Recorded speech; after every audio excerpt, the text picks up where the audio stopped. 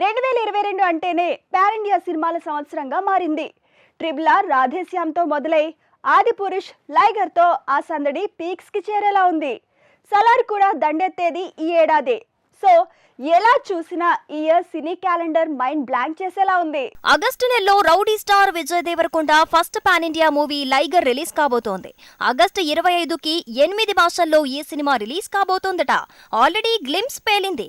ఆగస్టులో pan India హీరోగా Vijay fate మారబోతోంది. సంక్రాంతికి రాధేశ్యామ్తో సందడి చేయనున్న ప్రభాస్ ఆగస్టులో ఆదిపురుష్ గా రాబోతున్నాడు. ఆగస్టు 11కి ప్రభాస్ ఫస్ట్ హిందీ మూవీ, అలానే బాలీవుడ్ తరపున తను చేసిన పాన్ ఇండియా ప్రాజెక్ట్ అయిన ఆదిపురుష్ 3Dలో గారడి చేయబోతోంది. ఆగస్టులో ఆదిపురుష్, లైగర్ రెండు పాన్ ఇండియా మూవీలు వస్తున్నాయి. సెప్టెంబర్లో బాలీవుడ్ నుంచి పాన్ ఇండియా మూవీ బ్రహ్మాస్త్ర రాబోతోంది. ఇలా నెలకి లేదంటే 2 నెలలకోసారి పాన్ ఇండియా సినిమాలతో కొత్త ఏడాది మీద సినిమాల దాడి పెరగబోతోంది. ఆదిపురుష్ కంటే ముందే సలార్తో సందడి చేయాలి యంగ్ రెబల్ స్టార్. కానీ ఆదిపురుష్ రిలీజ్ తర్వాత దసరాకు సలార్ని విడుదల చేస్తారట.